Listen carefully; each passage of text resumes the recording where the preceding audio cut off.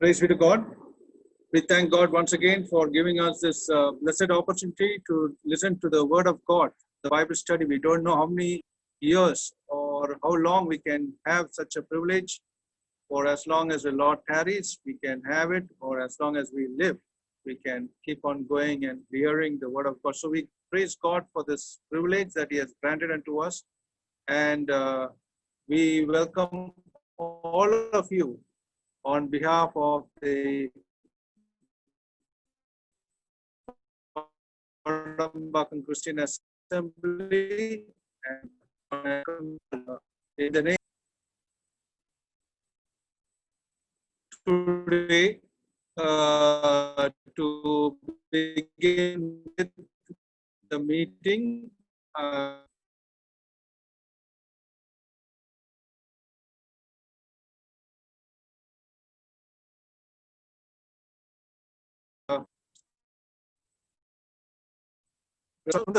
With the word and over to Brother Sadhu Sundar from Madipakkam Christian Assembly. ஜெபிப்போம். அன்பின் பிதாவே, இந்த மாலை வேளைக்காக நன்றி செலுத்துகிறோம்.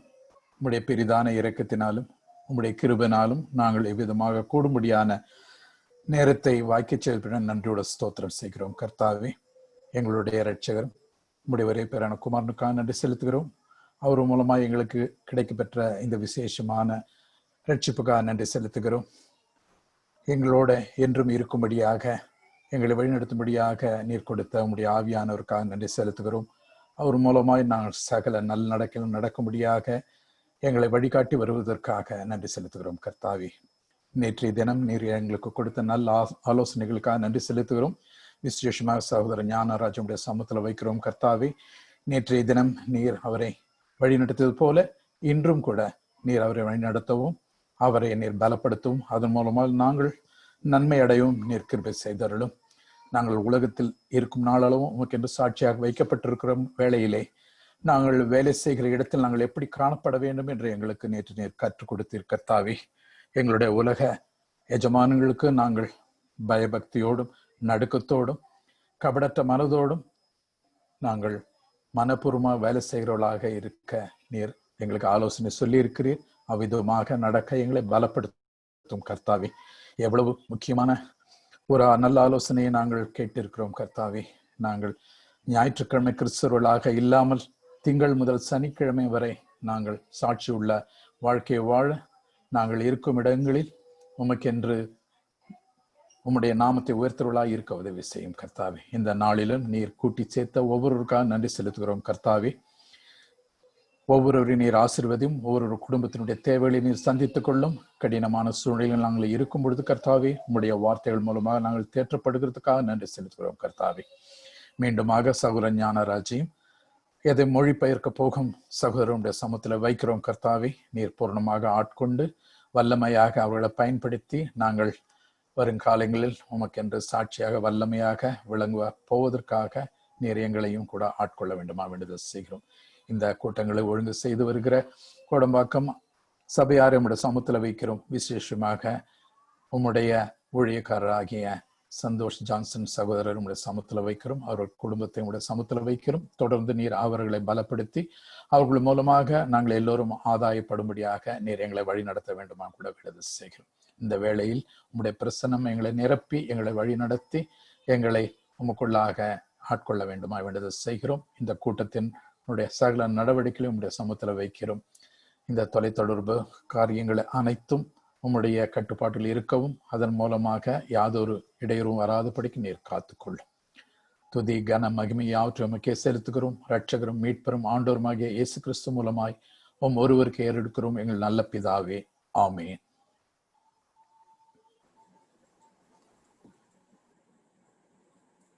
Praise be to God. We thank you, Brother Sadhu Sundar, for the prayer. May God bless you, and we praise God for the prayer. Now we are going into the next session. It is a singing session, and we have 2 songs to be sung today evening also. Over to Brother Dasan Paul and family, and they will be, God willing, singing now 2 songs for the glory of God. over to Brother Dasan, Paul, and family. Praise the Lord. Praise the Lord. கீதங்களும் கீர்த்தனைகளும் பாட்டு புஸ்தகத்திலே 542வது பாட்டு நாம் பாடலாம். 542.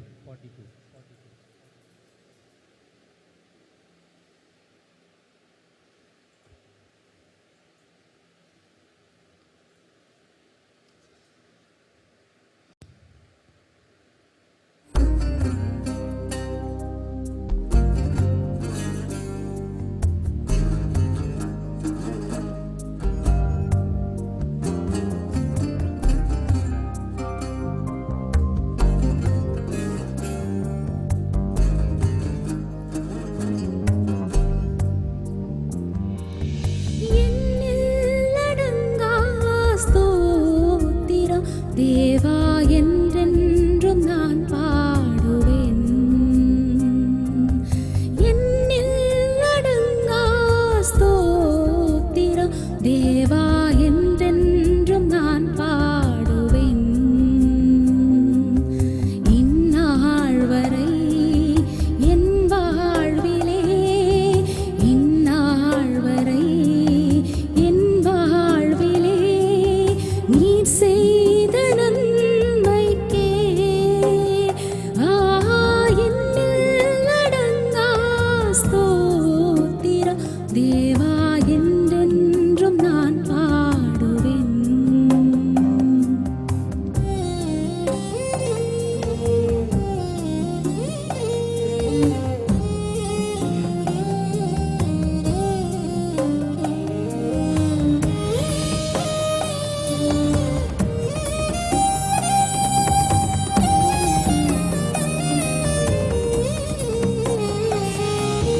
வானாதி வானங்கள் யாவும் அதின் கீழுள்ள ஆகாயமும் பூமியில் காண்கின்ற யாவும் கர்த்தாவுமை போற்றுதே. வானாதி வானங்கள் யாவும் அதின் கீழுள்ள ஆகாயமும் பூமியில் காண்கின்ற யாவும் கர்த்தாவுமை போற்றுதே.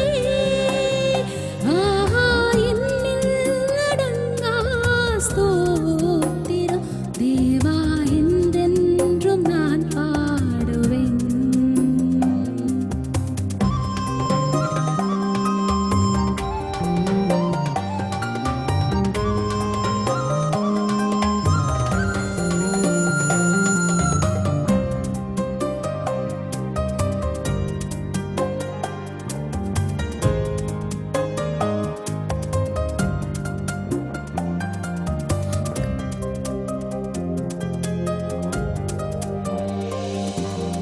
காட்டீனில் வாழ்கின்ற யாவும் கடும் காற்றும் பனித்தூறலும் நாட்டீனில் வாழ்கின்ற யாவும் நாதாவுமை போற்றுதே. காட்டீனில் வாழ்கின்ற யாவும் கடும் காற்றும் பனித்தூறலும் நாட்டீனில் வாழ்கின்ற யாவும் நாதாவுமை போற்றுதே. என்னில் அடங்கா ஸ்தோத்திரம் தேவா என்றென்றும் நான் பாடுவேன். என்னில் அடங்கா ஸ்தோத்திரம்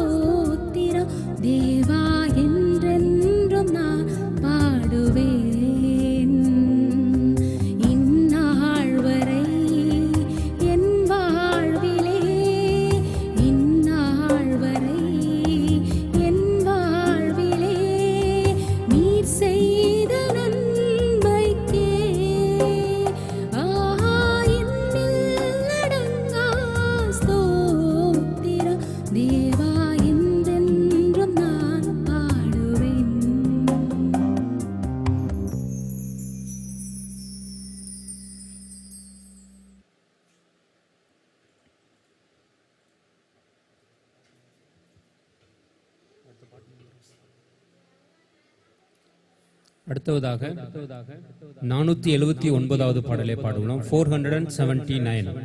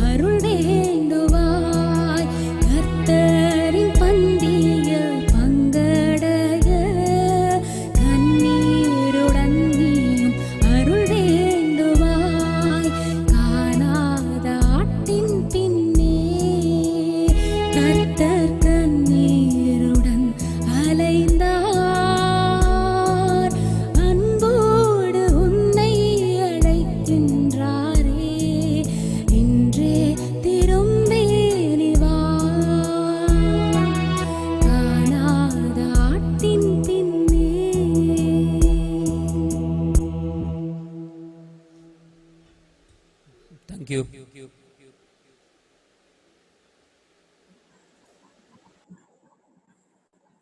Praise be to God.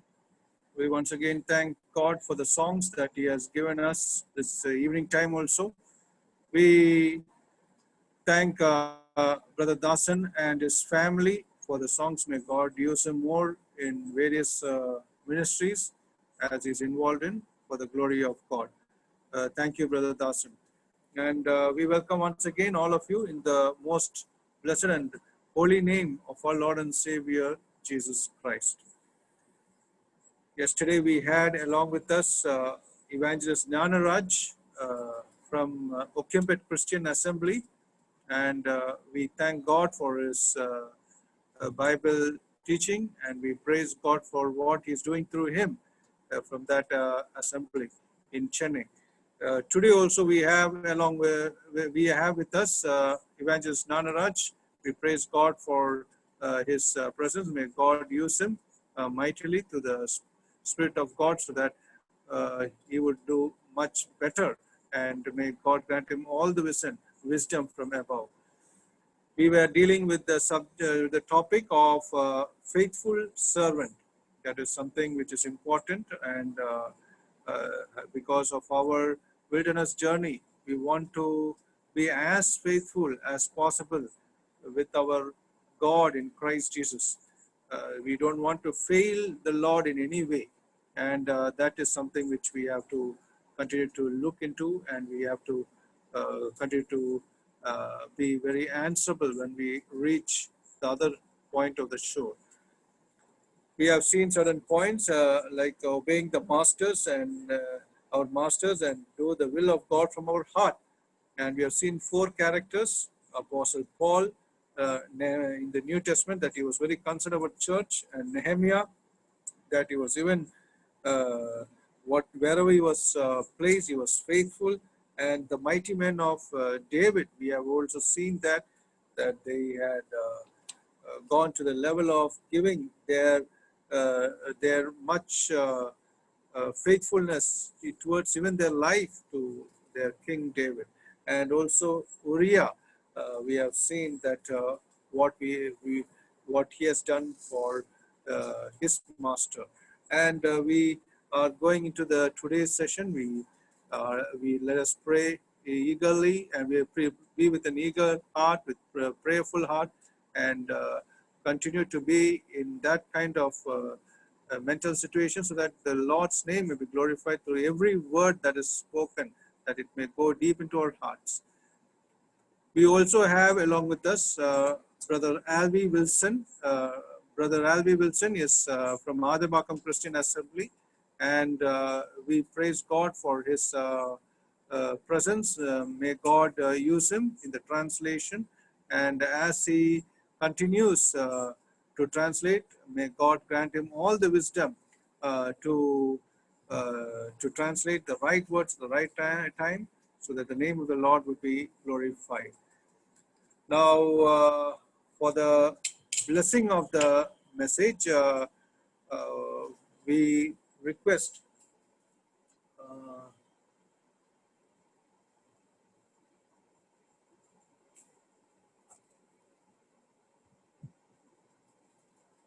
Brother Ramasamy from Namakkal to pray for the blessing of the message. Over to Brother Ramasamy, Evangelist Ramasamy in Namakkal district. பரலோகத்திலே வாசமாக்க பிதாவே, இந்த நல்ல வேலைக்காக நின்று துதிக்கிறோம். உங்களுடைய கிருபையின் ஐஸ்வரியத்தினாலே இந்த மாலை வேலைக்காக துதிக்கிறோம். அன்பு கேம்பேட்டை ஊழியக்காரர்களாக துதிக்கிறோம். நானும் சகோதரராக துதிக்கிறோம். இந்த நாட்களே அவரை எடுத்து நீ பயன்படுத்த முடியாத பாத்திர கெஞ்சுகிறோம். அவர் பேசக்கூடிய வார்த்தை உங்களுடைய வார்த்தையா இருக்கிறது. உங்களுடைய வார்த்தை கொண்டு உங்களுடைய பிள்ளைகளை அநேகரை ரட்சித்து உங்களுடைய வார்த்தை கொடுத்து பலப்படுத்தி வருகிறே, அதுக்காக துதிக்கிறோம். தொடர்ந்து கோடமலை அசம்பளைய சகோதரருக்காக துதிக்கிறோம். சகோதரர் கொடுத்த ஐக்கியத்துக்காக, அவைக்குரிய கிருபிக்காக துதிக்கிறோம். இப்படியாக தமிழ்நாட்டில் மட்டுமல்ல, அநேகருக்கு கர்த்தருடைய வார்த்தையை பகிர்ந்து கொடுக்கும்படியாக, அந்த மன்னாக வார்த்தையை பகிர்ந்து கொடுக்கும்படியாக அவர் கொடுத்த ஐக்கியத்துக்காக நின்று துதிக்கிறோம். தொடர்ந்து கத்தாயே பாட்டு பாடின அன்பு தாசுக்காக, மனைவிக்காக துதிக்கிறோம். தொடர்ந்து அவரையும் ஆசீர்வதியும். தொடர்ந்து இப்பொழுது டிரான்ஸ்லேட் பண்ற சகோதரர் துதிக்கிறோம். அவர் செய்தி கொடுக்கும்போது அந்த வார்த்தை சரியாக பண்ணக்கூடிய கிருபை கொடுத்து சகோதரர் எடுத்து பயன்படுத்தும். தொடர்ந்து இந்த நிகழ்ச்சியில கலந்து கொள்ளுகிற ஒவ்வொரு சகோதரருக்காக சகோதரிக்காக துதிக்கிறோம். ஒவ்வொருத்தரும் எப்போ ஆசீர்வதிங்க. எல்லாம் உங்களுடைய கிருபைகளை ஒப்பு கொடுக்கிறோம். உங்களுடைய நாமத்தை மையப்படுத்துகிறோம். கர்த்தராகிய இயேசு கிறிஸ்து நாமத்தில் ஏறெடுக்கிறோம் எங்கள் பரிசுத்த பரமபிதாவே. ஆமென். Thank you, Evangelist Ramasamy. We thank God for your prayer. May God bless you more the days to come. Now we are going straight into the message. Over to Evangelist Nanaraj and Brother Alvi Wilson.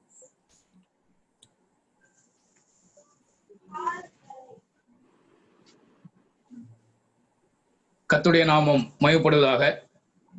God's name be glorified. இந்த நாளிலே உங்களை காணக்கூடிய கிருபையிலே ஆண்டவர் எனக்கு அருளி செய்திருக்கிறார். Lord has even today granted me this opportunity to see all of you. எனக்கு மொழிபெயர்ப்பு செய்யக்கூடிய சகோதரனுக்காக நன்றி செலுத்துகிறேன். I thank God for the dear brother who is translating for me. என்னுடைய நான் சொல்லுகிற வார்த்தையை கவனமாக கேட்கவும் அதற்கு சரியான மொழியாக்கம் செய்யக்கூடிய கிருபைகளை ஆண்டவர் சகோதரனுக்கு கொடுத்ததை நினைத்து நான் கர்த்தருக்கு நன்றி செலுத்துகிறேன். I thank God for he is able to listen to me and to be able to translate God's word. நேற்றைய தினத்துல உண்மையுள்ள ஊழியக்காரன் என்ற தலைப்பின் கீழாக நாம் படிக்க ஆண்டவர் நமக்கு உதவி செய்தார். The Lord yesterday helped us to study in the topic a faithful servant. அதை குறித்தான விளக்கங்களை குறித்து நம்முடைய அருமை சகோதரன் ஜான்சன் அவர்கள் அது முழுமையாக சொல்லிவிட்டார். And the explanation of that was also given by Brother Johnson. நான் மீண்டுமாக அந்த இடத்துக்கு நான் செல்வதற்கு விருப்பம் இல்லை. So I am not going back to that again. இந்த நாளில உண்மையுள்ள தேவனுடைய பிள்ளைகள் உண்மையாக தேவனிடத்துல ஜெபிக்க வேண்டும் என்று சொல்லுகிற ஒரு தலைப்பின் கீழாக நான் இந்த நாள் உங்களோடு கூட பேச விரும்புகிறேன். Today I want to talk about faithful children to be praying faithfully to God. That's the topic I'm going to talk about. நாம் தேவனிடத்துல ஜெபிக்கும் பொழுது உண்மையோடு கூட தேவனிடத்துல நாம் ஜெபிக்க வேண்டும். When we pray to God, we have to pray to God faithfully or truthfully. ஜெபம் என்பது நாம் தேவனோடு கூட பேசுகிற ஒரு உறவாக இருந்தாலும் கூட, even though prayer is a conversation that we are having with God, அதிலே உண்மை இருக்க வேண்டும். there has to be truthfulness in that. உண்மை இல்லாத ஜெபம் தேவனுடைய சமூகத்துல ஒரு நாளும் கேட்கப்படாது. A prayer which is not truthful will never be heard in God's presence. என்னுடைய தேவையை குறித்ததான உண்மை இருக்க வேண்டும். There has to be truthfulness in my need. நான் கேட்கிறவர் இன்னார் என்பதில நான் உண்மையுள்ளவனாக இருக்க வேண்டும். I must be truthful in knowing to whom I am asking this. என்னுடைய வாழ்க்கை உண்மையுள்ளதாக இருக்க வேண்டும். My life has to be truthful. நான் உண்மை இல்லாமல் என்னுடைய வாழ்க்கையோ என்னுடைய பேச்சோ என்னுடைய செயலிலே உண்மை இல்லாது இருக்கும் பொழுது நாம் ஜெபிக்கிற ஜெபத்திற்கு ஆண்டவர் ஒரு நாளும் பதில் கொடுக்க மாட்டார். If my life or my words or my speech, my actions are not truthful, God will not answer my prayers. இங்கே லூக்கா எழுதின சுவிசேஷம் 18வது அதிகாரம் 1 to 8 வசனம் வரைக்குமாக ஒரு ஜெபத்தை குறித்து அங்கு சொல்லப்பட்டு இருக்கிறது. In Luke chapter 18 verses 1 to 8 we see about a prayer. அந்த லூக்கா 18:1 to 8 வரைக்கும் இருக்கிற ஒரு சுருக்கத்தை நான் சொல்லுகிறேன். I will tell you a synopsis of those of the passage of Luke chapter 18 verses 1 to 8. ஒரு பட்டணத்துல ஒரு நியாயாதிபதி இருந்தார். There was a judge in a town.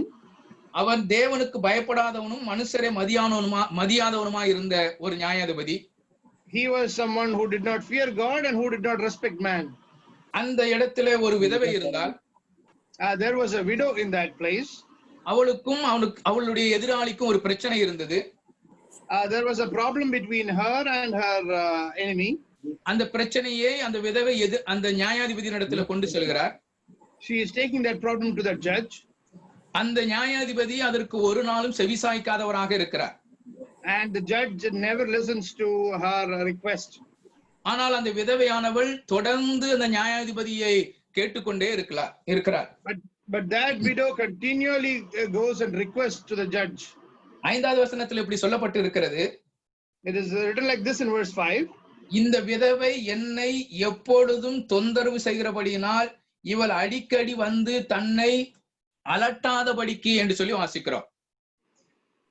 In verse 5 it reads like this. The first part reads like this: yet because the widow troubles me, And the last part reads, lest by her continual coming she weary me.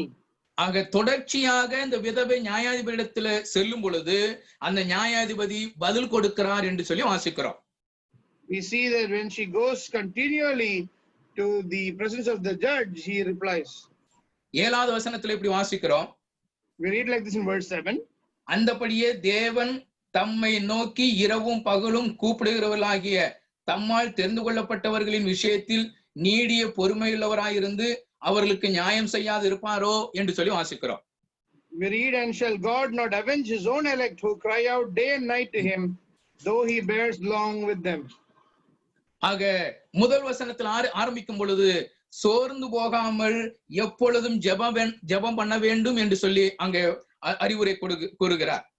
Now what we've been taught in verse 1 is for us to pray and not lose heart while we pray. தன்னுடைய சீடர்களுக்கு சொல்லுகிறார், நீங்கள் சோர்ந்து போகாமல் எப்பொழுதும் ஜெபம் பண்ண வேண்டும் என்று சொல்லுகிறார். He is asking his disciples not to be weary but to always be in prayer. அந்த சோர்ந்து போகாமல் நாம் ஜெபிக்கும் பொழுது நிச்சயமாக நாம் என்ன காரியத்துக்காக ஜெபிக்கிறோமோ நிச்சயமாக அதுல ஆண்டவர் பதில் கொடுப்பார் என்பதுல எந்த விதமான சந்தேகம் இல்லை. When we pray without being weary or without losing heart, there is for sure the assurance that God will answer our prayers. எனக்கு ஒரு கதை ஒரு ஞாபகத்துக்கு வருகிறது. I remember a story. ஒரு கடவுள் இல்லை என்று சொல்லுகிற ஒரு மனிதனும் there was a man who was an atheist. கடவுள் இருக்கிறார் என்று சொல்லுகிற ஒரு மனிதனும் ஒரு இடத்துல இருந்தார்கள். And there was another man who believed in God. They were together in a place. அங்க அவருக்கு முன்பதாக ஒரு உணவு சாப்பாடு அங்க வைக்கப்பட்டிருந்தது. And food was placed before them. இந்த கடவுள் இல்லை என்று சொல்லுகிறான். The one who does not believe in God says like this. நீ வணங்குற தெய்வம் உண்மையான தெய்வமா இருப்பாரானால் இந்த ஆகாரம் உன்னுடைய வாய்க்கு வர வேண்டும் என்று சொல்லி அவன் பரியாசம் பண்ணுகிறான். He is mocking at the person who believes in God, saying, if you truly believe in God and if he is true, that food has to automatically come to your mouth. கடவுள் இருக்கிறவன் சொல்லுகிறான், கண்டிப்பாக இந்த உணவு என்னுடைய வாய்க்கு வரும் என்று சொல்லுகிறதுல அவன் உறுதியா இருக்கிறான். And the one who believes in God says, for sure this food will come to my mouth. இது காலையிலிருந்து அவங்களுக்கு ஒரு போராட்டமாகவே நடந்து கொண்டே இருக்கிறது. This is going on from morning as a tumult between them. மதியானமானது, சாயந்தரமானது, இரவு நேரம் நெருங்கி விட்டது. It is already afternoon, it is evening, and now it is already late in the night. இந்த கடவுள் இல்லை என்று சொல்லுகிறவனுக்கு பயங்கர கோபமாயி போயிடுச்சு. The one who says there is no God, he became so angry. இங்க இருக்கிற சாப்பாடு எப்படி உன் வாய்க்கு வரும் அப்படின்னு சொல்லி அந்த சாப்பாடை எடுத்து அவன் வாயில அப்படியே திணிச்சு விட்டான். He got angry and he took that food and he placed it into the other person's mouth and asked him, how is this food going to come to your mouth? அப்பொழுது அந்த கடவுள் இருக்கிறார் என்ற ஒரு சொல்லுகிற மனிதன் சொன்னார். And the man who believed in God said, கடவுள் இருக்கிறார் என்பது எவ்வளவு உண்மையானது என்று சொல்லி சொன்னார். He says, see how true it is that God is alive. அவனுக்கு ஒண்ணும் புரியல. He did not understand anything. இந்த சாப்பாடு எப்படி என்னுடைய வாய்க்கு வரும் என்று சொல்லி நீ கேட்டாயே, அதே சாப்பாடு என்னுடைய வாய்க்கு வந்தது என்பதை நீ கண்ணால கண்டாய் என்று சொல்லி சொன்னார். He said, you asked me how this food will come to my mouth and didn't you see how it came to my mouth? He said. ஒருவேளை இது ஒரு நடைமுறைக்கு ஒரு சாத்தியமா என்று சொல்லி நமக்கு தெரியாது. We do not know if this is practically possible. ஆனால் ஒரு கதை என்று சொல்லி வரும் பொழுது, but when it comes as a story, அது எவ்வளவு உண்மையாக இருக்கிறது. This is very true. ஆக கடவுள் இருக்கிறார் என்பதிலே அந்த மனிதன் உறுதியாக இருந்தார் என்பதிலே சந்தேகம் இல்லை. There is no doubt that that man firmly believed that there was God. ஒருவேளை இது நடக்குமோ நடக்காதோ என்கிற பயம் அவனுக்குள்ளாக இல்லை. There is no fear in him whether this would happen or not. நிச்சயமாக நடக்கும் என்பதிலே கடவுள் இருக்கிறார் என்று சொல்லுகிற மனிதன் உண்மையாக நம்பிக்கொண்டு இருந்தார். He truthfully believed that there is God and he believed that it would happen. அதே போல நடந்தது. And it happened likewise as well. ஒருவேளை இது ஒரு நகைச்சுவையாக கூட நமக்கு இருக்கலாம். This can also be a fun thing to hear. அதிலிருந்து நமக்கு ஒரு நல்ல ஒரு பாடத்தை அவன் கற்றுக் கொடுத்திருக்கிறார். But we are also learning a good lesson out of it. எங்க சொல்லுகிறார், நீங்கள் சோர்ந்து போகாமல் ஜெபிக்க வேண்டும் என்று சொல்லி சொல்லுகிறார். Here we've been asked to pray without losing heart. இந்த விதவைக்கு இருக்கிற பிரச்சனை அவ்வளவு பெரிய பிரச்சனையாக இருந்தது. The problem this woman had was a big problem. அந்த நியாயாதிபதி உண்மையுள்ள ஒரு மனிதனாக இருந்தாலும் கூட உண்மையாக நியாயம் செய்வார் என்பதுல பிரச்சனை சந்தேகம் இல்லை. Even though he was a good judge, there is no doubt that he will give the right judgment. அந்த நியாயாதிபதியை குறித்து சொல்லுகிறது அவன் தேவனுக்கு பயப்படாதவன் மனிதனை மதிக்காதவன் என்று சொல்லப்பட்டு இருக்கிறது. It is told about the judge that he was someone who did not fear God and someone who did not respect man. ஆனால் இந்த விதவையானவள் அவளுடைய எண்ணத்துல இருந்தது, அவர் எப்படிப்பட்டவராக இருக்கிறாரோ எனக்கு தெரியாது, ஆனால் எனக்கு நியாயம் கிடைக்க வேண்டும் என்பதில் உண்மையுள்ளவளாக இருந்தாள் என்று சொல்லி பார்க்கிறோம். But this widow was faithful in the fact that she was expecting the right judgment, and she did not bother if that judge was a good man or not. அவளுடைய விடா முயற்சியினாலே அவளுக்கு பதில் கிடைத்தது என்று சொல்லி பார்க்கிறோம். We see that because of her perseverance, she got answer to her prayers. ஆக பொல்லாத மனிதனே விதவையினுடைய விடா முயற்சியினாலே நன்மை செய்யும் போது நம்முடைய பரம தகப்பன் நமக்கு நன்மை செய்யாது இருப்பாரா? The question is, when such a unholy or ungodly man is answering her request because of a perseverance, will our God not answer our prayers? நம்முடைய தெய்வம் நமக்கு நிச்சயமாக நன்மை செய்வார். Our God will truly do good for us. நாம் சோர்ந்து போக கூடாது. We should not go weary. நாம் சோர்ந்து போகாமல் எப்பொழுதும் ஜெபிக்க வேண்டியவர்களாக இருக்க வேண்டும். We should not be weary or we should not lose heart, but rather pray to God. இப்படியாக நான் எழுதி வைத்திருக்கிறேன். I have written like this. ஜெபிக்கிறவன் சோர்ந்து போக மாட்டான். One who prays will never go weary. சோர்ந்து போகிறவன் ஜெபிக்க மாட்டான். And one who is weary will not pray. திரும்ப சொல்லுகிறேன், ஜெபிக்கிறவன் சோர்ந்து போக மாட்டான். I have repeated, one who prays will never go weary. சோர்ந்து போகிறவன் ஜெபிக்க மாட்டான். And one who goes weary will never pray. எனவே நாம் எப்படியாக இருக்கிறோம்? So how are we? நாம் சோர்ந்து போகாமல் என்று சொல்லி நாம் வாசிக்கிறோம். We are reading that we will not be weary or we will not lose heart. யூதாவின் புத்தகம் 20வது வசனத்தில் ஒரு வசனம் இப்படி சொல்லப்பட்டு இருக்கிறது. There's a verse in Jude verse 20.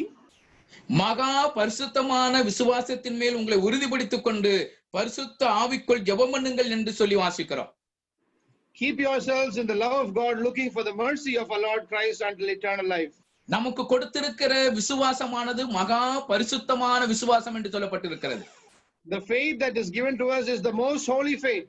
அந்த விசுவாசத்திலே நம்மை உறுதிப்படுத்திக் கொண்டு நமக்குள் இருக்கிற பரிசுத்த ஆவிக்குள் நாம் ஜெபம் செய்ய வேண்டும் என்று சொல்லப்பட்டிருக்கிறது. This exact word is in verse 20 in English, and it says that we have to build ourselves on the most holy faith, praying in the Holy Spirit. நாம் சோர்ந்து போகும் பொழுது நிச்சயமாக தேவனிடத்திலிருந்து ஆசீர்வாதத்தை பெற்றுக்கொள்ள முடியாது. When we go weary, we will not be able to receive blessings from God. சோர்ந்து போகுதல் என்றால் என்ன என்று சொல்லி பார்க்கும் பொழுது, when we see what is being weary, தன்னுடைய சோர்ந்து போகுதல் என்பது, to be weary is தன்னுடைய நம்பிக்கையை இழந்து, one who loses his hope, எதற்காக ஜெபிக்கிறோமோ and for what we are praying, அது கிடைக்காததனால் அதை விட்டு விடுவதே சோர்ந்து போகுதல் என்பதாகும். and for what we did not receive and leaving it alone, that is being weary. தன்னுடைய நம்பிக்கையை இழந்து எதற்காக ஜெபிக்கிறோமோ அது கிடைக்காததனால் அதை விட்டு விடுவதே சோர்ந்து போகுதல் என்பதாகும். Being weary is to leave what you pray and did not receive. எனவே தேவனுடைய பிள்ளையுடைய வாழ்க்கையில சோர்ந்து போகுதல் என்பது ஒரு நாளும் இருக்கக்கூடாது.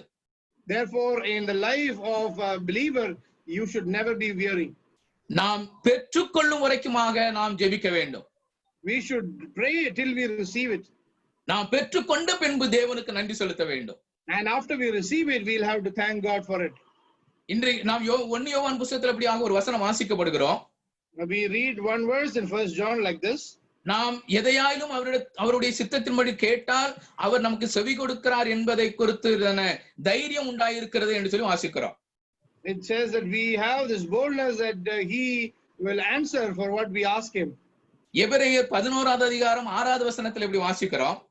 We read in Hebrews chapter 11 and verse 6 like this. தம்மை தேடுகிறவர்களுக்கு பலன் அளிக்கிறவர் என்று விசுவாசிக்க வேண்டும் என்று சொல்லி வாசிக்கிறோம். The last part reads like this, that he is and that he is a rewarder of those who diligently seek him. தம்மை தேடுகிறவர்களுக்கு நிச்சயமாக ஆண்டவர் பலன் கொடுப்பார். We find when we diligently seek the Lord, he will for sure answer us. எனவே இந்த விதவையின் மூலமாக ஆண்டவர் நமக்கு ஒரு பாடத்தை கற்றுக் கொடுக்க விரும்புகிறார். And therefore, the Lord is trying to teach us a lesson through this widow. இந்த விதவையை குறித்து நாம் படிக்கும் பொழுது இவ்வளவு ஒரு அந்நிய பெண்ணாக இருக்கிறார் என்று சொல்லி பார்க்கிறோம். When we read about this widow, we know she is a stranger. ஆனா நம்மை குறித்து சொல்லப்பட்டு இருக்கிறது நாமோ தேவனுடைய பிள்ளைகள் என்று சொல்லப்பட்டு இருக்கிறது. But about us, it says that we are God's children. அதுதான் 7வது வசனத்துல வாசிக்கிறோம். தேவன் தம்மை நோக்கி இரவும் பகலும் கூப்பிடுவர்களாகிய தம்மால் தெரிந்து கொள்ளப்பட்டவர்களின் விஷயத்தில் நீடிய பொறுமையாயிருந்து அவர்களுக்கு நியாயம் செய்யாது இருப்பாரோ என்று சொல்லி வாசிக்கிற அந்த வசனத்தின் அடிப்படையில, and that's what we read in verse 7, and shall God not avenge his own elect who cry out day and night to him, though he bears long with them. அந்த வசனத்தின் அடிப்படையில தேவன் நமக்கு ஒரு காரியத்தை கற்றுக் கொடுக்க விரும்புகிறார். On the basis of that verse, the Lord is wanting to teach us a lesson.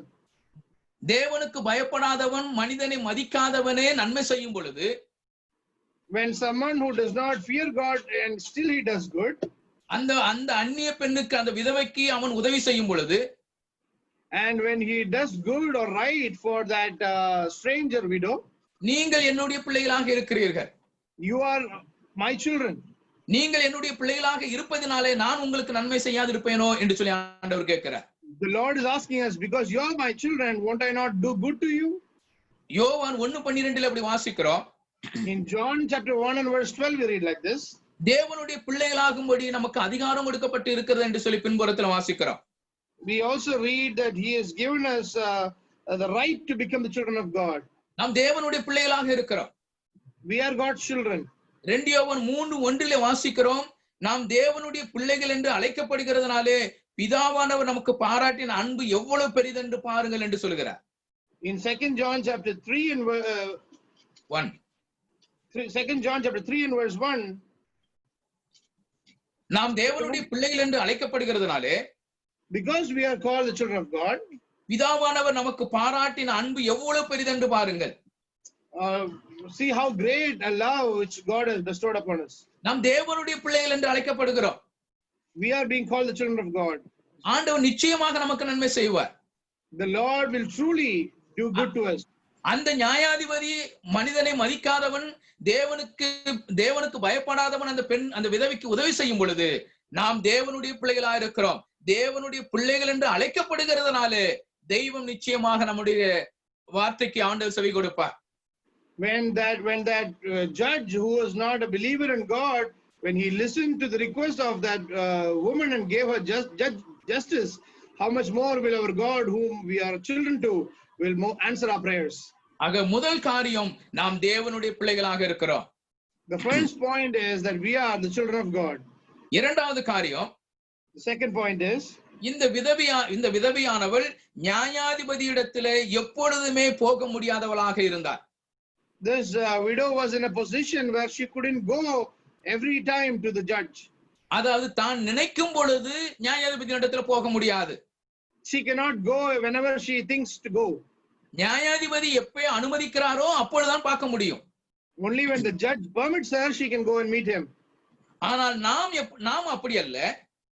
We are not in that kind of a situation. நாம் எப்போது வேண்டுமானாலும் அவருக்கு முன்பதாக செல்லக்கூடிய அதிகாரத்தை ஆண்டவர் நமக்கு கொடுத்திருக்கிறார். The Lord has given us the authority to go to his presence anytime. நாம் தேவனிடத்துல எந்த சமயத்திலும் தேவனிடத்துல பேசலாம். நாம் எந்த சமயத்திலும் தேவனோடு கூட உறவாடலாம். We can communicate with God anytime. அவர் ஒரு நேரத்தை நமக்கு இந்த நேரத்தில் தான் உன்னோடு கூட பேசுவேன் என்று சொல்லி நமக்கு ஒதுக்குனது கிடையாது. He has not set aside one particular time for him to talk to us. அவர் எப்பொழுதுமே நம்மளோடு கூட பேச வேண்டும் என்று சொல்லி விரும்புகிறார். He wants or he desires to talk to us all the time. எபேசியர் 2வது அதிகாரம் 18வது வசனத்தில் இப்படி வாசிக்கிறோம். In Ephesians chapter 2 and verse 18 we read like this. ஒரே ஆவியினாலே பிதாவினிடத்தில் சேரும் ஸ்லாக்கியத்தை அவர் மூலமாய் பெற்றுக்கொண்டோம் என்று சொல்லி வாசிக்கிறோம். We read, for through him we both have access by one spirit to the Father. ஒரே ஆவியினாலே பிதாவினிடத்தில் சேரும் ஸ்லாக்கியத்தை அவர் மூலமாய் நாம் பெற்று இருக்கிறோம் என்று சொல்லி வாசிக்கிறோம். We read that we have access by one spirit to the Father. நாம் தேவனிடத்தில் சேரக்கூடிய ஸ்லாக்கியத்தை ஆண்டவர் நமக்கு கொடுத்திருக்கிறார். God has given us this privilege to come to God. அவரோடு கூட உறவாடக்கூடிய உறவை நமக்கு கொடுத்திருக்கிறார். He has also given us this opportunity to be in fellowship with him. ஆண்டவர் எப்பொழுதுமே நம்மிடத்தில் எதிர்பார்க்கிற ஒரு காரியம், நான் அவரோடு கூட பேச வேண்டும் என்று சொல்லி ஆண்டவர் விரும்புகிறார். The Lord is desiring that I talk to him all the time. இன்றைக்கு நாம் அநேக தேவனிடத்தில் பேசுவதற்கு நாம் தயங்குகிறோம். Today we are hesitant to talk to God. அவருடைய மெல்லிய சத்தத்தை கேட்பதற்கு நாம் தயங்குகிறோம். We are hesitant to listen to that still small voice of God. ஆண்டவர் என்னிடத்துல பேச மாட்டாரா என்கிற ஏக்கம் இல்லாதவர்களாக நிறைய பேர் இருக்கிறோம். Many of us are in a situation where we do not have that desire to hear God talking to us. ஒரு விஷயத்தை நாம் புரிந்து கொள்ள வேண்டும். We should understand one thing. நிச்சயமாக தேவன் நம்மளோடு கூட பேசுவார். The Lord will truly speak to us. நாம் அவருக்கென்று நேரத்தை ஒதுக்கி கொடுக்கும் பொழுது, when we set aside our time for him, நாம் அவரோடு கூட உறவாடும் பொழுது, when we interact with him, அவருடைய மெல்லிய சத்தத்தை நாம் கேட்க முடியும். we can listen to his still small voice. எபிரேயர் 4வது அதிகாரம் 14 16 வசனம் வரைக்குமாக படிக்கும் பொழுது, தைரியமாய் கிருபாசன தண்டையில் சேரக்கூடிய ஸ்லாக்கியத்தை நாம் பெற்றிருக்கிறோம் என்று சொல்லி வாசிக்கிறோம். In Hebrews chapter 4 verse 14 to 16, we see that we have received the authority to go into his presence anytime. நாம் தைரியமாய் கிருபாசன தண்டையில் நெருங்கக்கூடிய ஒரு ஸ்லாக்கியத்தை நாம் பெற்றிருக்கிறோம். We have received the privilege to boldly go into God's presence. இந்த உலகத்துல எந்த மனிதனும் எந்த தேவனிடத்துல போக முடியாது. In this world there's no man who can go to their God. ஒரு தேவனிடத்துல போக வேண்டும்னா பல வழிமுறைகள் உண்டு. And if he has to go to his God, there are so many procedures that he has to follow. அதற்கு ஒரு தகுதியுள்ள ஒரு மனிதன் தேவை. Then there has to be a person who is eligible for that. ஆனா நாம் அப்படி கிடையாது. We are not like that. நாம் அவரோடு கூட எப்பொழுதும் எல்லா நேரங்களிலும் உறவாடக்கூடிய உறவை ஆண்டவர் நமக்கு கொடுத்திருக்கிறார். God has also given us a relationship where we can interact with him anytime. நாம் அவரிடத்துல சேர்வதற்கு பணமோ இல்ல செல்வமோ எதுவும் கொடுக்க வேண்டிய அவசியம் கிடையாது. There is no need for us to give any money or our wealth to God. அவரிடத்துல செல்லுவதற்கு என்னை நானே உண்மையுள்ளவனாக இருக்க வேண்டும். I have to be truthful for me to go to God. அதைத்தான் நாம் ஆராதிக்கும் பொழுது, அப்பமிட்டு ஆராதிக்கும் பொழுது அந்த வசனம் நமக்கு ஞாபகப்படுத்துகிறது. When we take part of the Lord's Table, it reminds us. தன்னைத்தானே நிதானித்து அறிய வேண்டும் என்று சொல்லி ஆண்டவர் அங்கு சொல்லி இருக்கிறார்.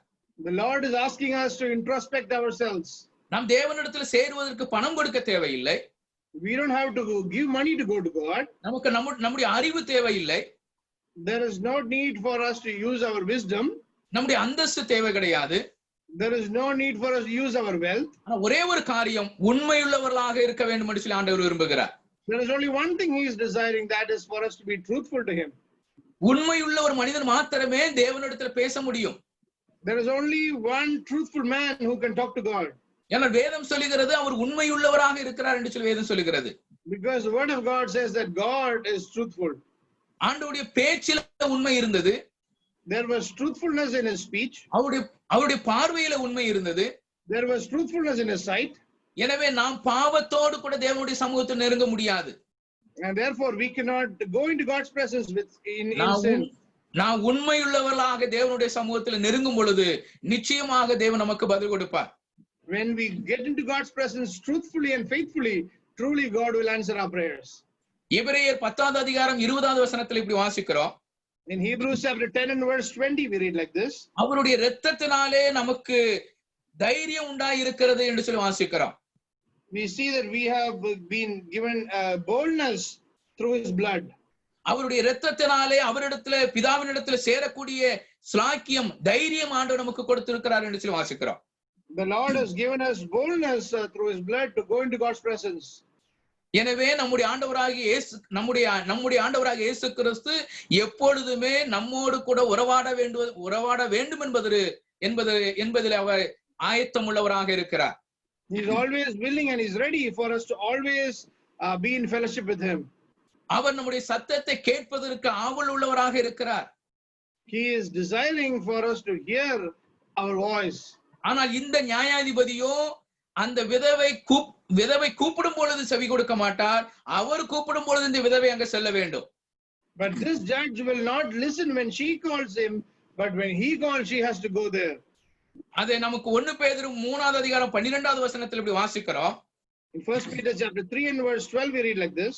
கர்த்தருடைய கண்கள் நீதிமான்கள் மேல் நோக்கமாய் இருக்கிறது என்று சொல்லி வாசிக்கிறோம். We read the first part, it reads like this: for the eyes of the Lord are on the righteous. அவருடைய செவிகள் அவர்கள் வேண்டுதலுக்கு கவனமாய் இருக்கிறது என்று சொல்லி வாசிக்கிறோம். And we also read that his ears are open to their prayers. கர்த்தருடைய கண்கள் நீதிமான்கள் மேல் நோக்கமாய் இருக்கிறது. The eyes of the Lord are on the righteous. அவருடைய செவிகள் அவர்கள் வேண்டுதலுக்கு கவனமாய் இருக்கிறது என்று சொல்லி வாசிக்கிறோம். And his ears are open to their prayers. நம்முடைய ஆண்டவராகிய நாம் கூப்பிடும் பொழுது அவர் கேட்பதற்கு அவருடைய செவிகள் கவனமாய் இருக்கிறது என்று சொல்லி வாசிக்கிறோம். We also read that when we call upon him, his ears are open to our prayers. அப்படி என்று சொன்னால் தெய்வம் நம்மை பேசுவதை அவர் கவனித்துக் கொண்டிருக்கிறார். That means when we pray to God, God is listening to us talk to him. நாம் என்ன பேசுகிறோம் என்பது கவனமாய் கவனித்துக் கொண்டிருக்கிறார். He is very attentive to what we speak or what we ask him. இன்னைக்கு நிறைய மனிதர்கள் இடத்தில் நாம் பேசும் பொழுது நிறைய விஷயங்களை அவர்கள் கவனிப்பது கிடையாது. Today when we say certain things to some people, they do not even listen to what we say. ஆனால் அவர்கள் கேட்கிறது போல கவனிக்கிறது போல இருப்பார்கள். But they will act as though they are listening attentively. ஆனால் அவர்கள் கவனிக்க மாட்டார்கள். But they will not listen. ஆனால் நம்முடைய தெய்வம் அப்படி கிடையாது. That is not how our God works. நாம் என்ன கேட்கிறோமோ அதை கவனித்து கேட்டுக்கொண்டு இருக்கிற ஒரு தெய்வம். He will listen attentively to what we are asking him. நம்மேல் கருசனை உள்ள ஒரு தெய்வமாக இருக்கிறார். He is a God who is concerned about us. சங்கீதம் 132 இப்படி வாசிக்கிறோம். In Psalms 130 and verse 2 we read like this: ஆண்டவரே என் சத்தத்தை கேளும். Lord, listen to my voice. என் விண்ணப்பங்களின் சத்தத்திற்கு உமது செவிகள் கவனித்திருப்பதாக என்று சொல்லுகிறார். And listen to the voice of my supplication. என்னுடைய விண்ணப்பத்திற்கு உம்முடைய செவிகள் கவனித்திருப்பதாக என்று சொல்லி அவர் ஜெபிக்கிறார். And let your ears listen to the voice of my supplication. அப்படி என்று சொன்னால் தாவீதினுடைய முழு நம்பிக்கை என்னுடைய விண்ணப்பத்தை கேட்பதற்கு ஒருவர் உண்டு என்பதில முழு நிச்சயம் உள்ளவராக இருக்கிறார். That means in David in his prayer was assured that there is someone who will listen to my prayer. ஆக முதல் காரியம் நாம் தேவனுடைய பிள்ளைகளாக இருக்கிறோம். First thing, we are children of God. நாம் இரண்டாவது காரியம் நாம் எப்பொழுதும் தேவனிடத்தில் சேரக்கூடிய ஸ்லாக்கியத்தை ஆண்டவர் நாம் பெற்று இருக்கிறோம்.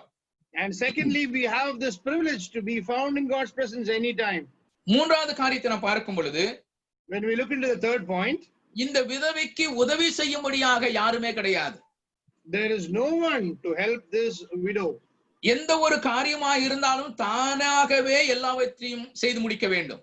Whatever she has to accomplish, she has to do it by herself. அவளிடத்திலே உதவிக்கு வருவதற்குண்டான சாத்தியக்கூறுகள் எதுவுமே கிடையாது. There is no one for her to be helped. தன்னுடைய வாழ்க்கையில எது நடக்க வேண்டுமானாலும் தானே முயற்சி செய்ய வேண்டும். And if something has to happen in her life, she has to strive for it. ஆனா நமக்கு பெரிய காரியம் என்ன தெரியுமா? What is the great thing for us? நமக்கு வழக்காடுவதற்காகவும் for us to be interceded for, நமக்கு பரிந்து பேசுவதற்கு ஒருவர் உண்டு என்று சொல்லி வாசிக்கிறோம். We also know that there is someone who is always an advocate for us. நாம் வழக்காடுவது என்று சொன்னால் நம்ம பிரச்சனையோடு கூட இருக்கும் பொழுது கோர்ட்டுக்கோ மற்ற காரியம் அந்த காரியத்துக்கு வழக்காடுவதற்காக அல்ல. It is not an advocate in the court in the world. நாம் தேவனிடத்திலிருந்து பெற்றுக்கொள்வதற்கு நமக்காக தேவனிடத்துல பரிந்து பேசுகிற ஒருவர் உண்டு. அவர்தான் நம்முடைய ஆண்டவராகிய இயேசு கிறிஸ்து. He talks about our Lord Jesus Christ, who is a heavenly advocate, who is interceding for us in front of his Father. நமக்காக பிதாவினிடத்துல பேசுவதற்கும் மன்றாடுவதற்கும் ஒருவர் உண்டு என்று சொன்னால் அவர்தான் நம்முடைய ஆண்டவராகிய இயேசு கிறிஸ்து. Our Lord Jesus Christ is the one who intercedes for us and also who pleads for us in front of his Father. நாம் எவ்வளவு ஸ்லாக்கியம் பெற்று இருக்கிறோம். How privileged we are. தேவன் எனக்காக பரிந்து பேசிக் கொண்டிருக்கிறார். The Lord is interceding for me. தேவன் எனக்காக பரிந்து பேசுகிறவராக இருப்பார் என்று சொன்னால் நான் எவ்வளவு உண்மையுள்ளவனாக இருக்க வேண்டும். If God is interceding for me, how truthful I should be. வேதத்துல வாசிக்கிறோம். We read in the word, மனிதர் முன்பதாக என்னை அறிக்கை பண்ணுகிறவன் எவனோ அவனை என் பிதாவுக்கு முன்பதாக நான் அறிக்கை பண்ணுவேன் என்று சொல்லி ஆண்டவர் சொல்லுகிறார். The Lord says, if you will testify about me in front of men, I will testify about you in front of my Father. நாம் மனிதர்களுக்கு முன்பதாக கர்த்தராகிய இயேசு கிறிஸ்துவை நான் அறிக்கை பண்ணும் பொழுது, நாம் மனிதர்களுக்கு முன்பதாக உண்மையுள்ள வாழ்க்கை வாழும் பொழுது என்னை குறித்து பிதாவினிடத்துல நம்முடைய ஆண்டவராய் இயேசு கிறிஸ்து இவன் உண்மையுள்ளவன் என்று சொல்லி அங்கே பரிந்து பேசுவார் என்பதில் எந்த விதமான சந்தேகம் இல்லை. When I testify about the Lord in front of the men of this world, and when I live a faithful life to God, God will testify about me in front of his Father and also tell that I am a faithful man. 1 யோவான் 2வது அதிகாரம் 1வது வசனத்தில் அப்படி வாசிக்கும் பொழுது, in 1 John chapter 2 and verse 1 we read like this. நீதிபரராய் இருக்கிற இயேசு கிறிஸ்து நமக்காக பிதாவினிடத்தில் பரிந்து பேசுகிறார் என்று சொல்லி வாசிக்கிறோம். We see that we have an advocate with the Father, Jesus Christ the righteous. நீதிபரராய் இருக்கிற இயேசு கிறிஸ்து நமக்காக பிதாவினிடத்தில் பரிந்து பேசிக் கொண்டிருக்கிறார். Jesus Christ the righteous advocates for us in front of the Father. ஒருவேளை இந்த உலகத்துல நம்ம விழுந்து போயிடலாம். We might fall in this world. ஒருவேளை இந்த உலகத்துல தவறான காரியங்களை செய்து விடலாம். We might have done some wrong things in this world. ஆனால் ஆண்டவர் உண்மையுள்ளவராக இருக்கிறார். But the Lord is always righteous. ஆண்டவர் எனக்காக பரிந்து பேசுகிறவராக இருக்கிறார். And the Lord is always interceding for me. அவர் பரிந்து பேசுகிறதுனால நான் பாவம் செய்ய முடியும் என்பதற்காக அல்ல. It is not that I can sin just because he is interceding for me. நான் பாவம் செய்யக்கூடாது என்பதற்காக என் ஆண்டவராய் இயேசு கிறிஸ்து எனக்காக பரிந்து பேசிக் கொண்டிருக்கிறார். The Lord is interceding for me that I might not sin again. எவ்வளவு நல்ல தெய்வமாக நமக்கு இருக்கிறார். What a wonderful God we have. எபிரேயர் 2வது அதிகாரம் 17வது வசனம் 18வது வசனத்தில் இப்படி வாசிக்கிறோம். In Hebrews chapter 2 verses 17 and 18 we read like this. 18ல கடைசியில விவரமாக வாசிக்க முடியும். We can read the last part of verse 18. அவர் சோதிக்கப்படுகிறவர்களுக்கு உதவி செய்ய வல்லவராய் இருக்கிறார் என்று சொல்லி வாசிக்கிறோம். It read like this: he is able to aid those who are tempted. அவர் சோதிக்கப்படுகிறவர்களுக்கு உதவி செய்வதற்கு வல்லவராக இருக்கிறார். And he is able to aid those who are tempted. நாம் பல பிரச்சனைகளை, ஒருவேளை நம்மளுடைய வாழ்க்கையில பல பிரச்சனைகள் இருக்கலாம். There might be problems in our lives. ஆனா நமக்கு விடுதலை கொடுக்கக்கூடிய ஒருவர் உண்டு. அவர்தான் நம்முடைய ஆண்டவராகிய இயேசு கிறிஸ்து. But there is one who can deliver us out of it, and that is our Lord Jesus Christ. அங்க இங்கே வாசிக்கிறோம், நமக்காக பரிந்து பேசுகிற ஒருவர் உண்டு. அவர்தான் நம்முடைய ஆண்டவராகிய இயேசு கிறிஸ்து. What we read here is there is one who intercedes for us, and that is our Lord Jesus Christ. நாம் எவ்வளவு உண்மையுள்ளவர்களாக இருக்க வேண்டும். How faithful must we be? நாம் தேவனுடைய பிள்ளைகளாக இருக்கிறதுனால நாம் உண்மையுள்ளவர்களாக இருக்க வேண்டும். We need to be faithful because we are God's children. நாம் எப்பொழுதும் தேவனிடத்துல சேர்கிறவராய் இருக்கிறதுனால நாம் உண்மையுள்ளவர்களாக இருக்க வேண்டும். Because we can always come into God's presence, we have to be faithful. எனக்காக பரிந்து பேசுகிற ஒருவர் உண்டு என்பதனால நான் உண்மையுள்ளவனாக இருக்க வேண்டும். Because I have someone who is always interceding for me, and that's the reason why I have to be faithful and truthful. இந்த உலகத்துல இருக்கிற எல்லா விஷயங்களையும் நாம் உண்மையுள்ளவர்களாக இருக்க வேண்டும். We have to be truthful in all the things of this world. அதான் ஒரு சகோதரன் இப்படி சொன்னார். One brother said like this: எப்படி பிரதர் வேதத்தின்படி எப்படி வாழ முடியும் அப்படின்னு சொல்லி ஒரு கேள்வி கேட்டார். He asked the question, brother, how can we live according to the word of God? நம்முடைய ஆண்டவராகிய இயேசு கிறிஸ்து வேதத்தின்படி வாழ முடியாது என்பதற்காக வேத புத்தகம் நமக்கு கொடுக்கப்படவில்லை. The word of God is not given to us because we cannot live according to the word of God. நாம் வேத வசனத்தின்படி வாழ வேண்டும் என்பதற்காகவே நமக்கு வேத புத்தகம் கொடுக்கப்பட்டிருக்கிறது. The word of God is given to us so that we will live in accordance to the word. பல விஷயங்களை நாம் விழுந்து போய் விடலாம். We might fall in many things. அதை சரி செய்து மீண்டும் முன்னேறி செல்வதற்காக வேத வசனம் கொடுக்கப்பட்டிருக்கிறது. The word of God is given so that we will correct that and move forward in our spiritual lives. எனவே நாம் உண்மையுள்ளவர்களாக இருக்க வேண்டும். Therefore we must be truthful. நான்காவது காரியம் பார்க்கும் பொழுது, when we look at the fourth point, இந்த விதவையானவள் நியாயாதிபதியினிடத்திலே உரிமையோடு கூட போக முடியாது. This widow cannot go into the presence of the judge with all liberty. அந்த நியாயாதிபதியை நீர் உண்மை உள்ளவர், நீ பெருமை உள்ளவர், நீ சிறந்தவர் என்று சொல்லி அவருக்கு ஞாபகப்படுத்த முடியாது. She cannot also go remind him that he is a truthful man, he is a great man. அந்த நியாயாதிபதி இவருக்கு நன்மை செய்ய விருப்பம் இருந்தால் செய்யலாம், இல்லை என்ன செய்ய முடியாது. If the judge desires to do right or good things for her, he can do. Otherwise, if he doesn't wish, he will not do it. ஆனா நமக்கு கிடைத்திருக்கிற ஒரு பெரிய பாக்கியம் என்ன? But what is the great privilege we have? நாம் உரிமையோடு தேவனுடைய சமூகத்துக்கு போக முடியும். We can go into God's presence anytime. நாம் அவர் எனக்கு கொடுத்திருக்கிற வாக்குத்தத்தங்களை நினைவு கூற முடியும். I can remember the promises he has given to me. ஆண்டவரே நீர் இப்படி சொல்லி இருக்கிறீரே எனக்கு செய்யும் என்று சொல்லி உரிமையோடு கூட கேட்க முடியும். We can ask him with all liberty, saying, Lord, you have promised me this, do this unto me. இன்னைக்கு நம்முடைய பிள்ளைகள் நம்மிடத்தில் சொல்லுகிறார்கள் அல்லவா? Today, aren't our children asking us like this? Daddy நீங்க போன வாரம் எனக்கு இப்படி சொன்னீங்க, எனக்கு இன்னைக்கு அதை வாங்கி தாங்கன்னு சொல்லி கேக்குறாங்களா இல்லையா? Aren't they asking us, Daddy, you promised me this last week, get it for me? ஆனால் அதே பிள்ளை வேற ஒரு இடத்துல போய் கேட்க முடியாது. But that child cannot go to somebody else and ask the same question. நம்முடைய பிள்ளைகள் நம்மிடத்திலே நாம் சொன்னதை ஞாபகப்படுத்தி, நான் யார் என்பதை ஞாபகப்படுத்தி அவர் பெற்றுக்கொள்வதற்கு சகல உரிமையும் உண்டு. They have all liberty to ask us what we have promised and get it from us. இன்னைக்கு நம்முடைய பிள்ளைகள் நம்மிடத்தில் எவ்வளவாக நம்மிடத்தில் பெற்றுக்கொள்வதற்கு எவ்வளவு முயற்சி செய்கிறார்கள். Today, how much our children strive to receive things from us. நம்மை குறித்து அவர்கள் சொல்கிறார்கள், நீங்க நல்ல அப்பா என்று சொல்கிறாங்க. They tell us, Daddy, you are a good daddy. நீ என் மேல ரொம்ப பாசமா இருக்கீங்கன்னு சொல்றாங்க. They say, Daddy, you love me so much. நீங்க வரும்போது என்ன மறக்க கூடாது என்று சொல்றாங்க. They always tell us that when you come, you should not forget me. இதெல்லாம் நமக்கு ஞாபகப்படுத்தும் பொழுது, நாம் வெளியில இருந்து வரும் பொழுது, நம்முடைய பிள்ளைகளுடைய ஞாபகம் வரும் பொழுது அவர்களுக்காக ஏதாவது வாங்கி கொண்டு வருகிறோம். So when we come from outside, when we remember all these things about our children, we buy something for them. இதை வேற ஒரு குழந்தைகள் சொல்ல முடியாது. This some other children can't tell us. ஆனால் இங்கே வாசிக்கிறோம், நாம் தேவனிடத்துல உரிமையை பெற்றுக்கொள்வதற்கு ஆண்டவர் நமக்கு தைரியத்தை கொடுத்திருக்கிறார். But we find here that God has given us the boldness for us to receive this inheritance. ரோமர் 8வது அதிகாரம் 26 இருந்து 27 வரைக்கும் வாசிக்கும் பொழுது, in Romans chapter 6 verses 27 and 28. ரோமர் 8வது அதிகாரம் 26 27. Romans 8 and 26-27. நாம் ஏற்றபடி வேண்டிக் கொள்ள வேண்டியது இன்னதென்று அறியாமல் இருக்கிறபடியால் ஆவியானவர் தாமே வாக்கு கடங்காத பெருமூச்சுகளோடு நமக்காக வேண்டுதல் செய்கிறார் என்று வாசிக்கிறோம். In verse 26 we read, likewise the Spirit also helps in our weaknesses, for we do not know what we should pray for as we ought, but the Spirit himself makes intercession for us with groanings which cannot be uttered. நாம் ஏற்றபடி வேண்டிக் கொள்ள வேண்டியது இன்னதென்று அறியாமல் இருக்கிறபடியால் நமக்காக ஆவியானவர் வாக்கு கடங்காத பெருமூச்சுகளோடு நமக்காக வேண்டுதல் செய்கிறார். எவ்வளவு நல்ல வாக்கியத்தை நமக்கு பெற்று இருக்கிறோம். What a privilege we have, for we do not know what we should pray as we ought, but the Spirit himself makes intercession for us with groanings which cannot be uttered.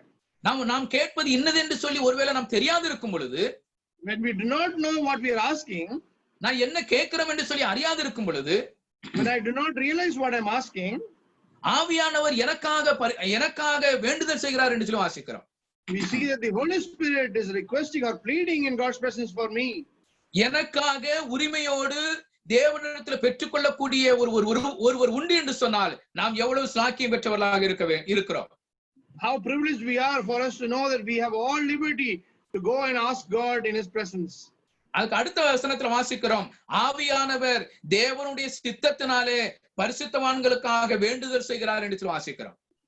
And we read in the next verse, Spirit is because he makes intercession for the saints according to the will of God.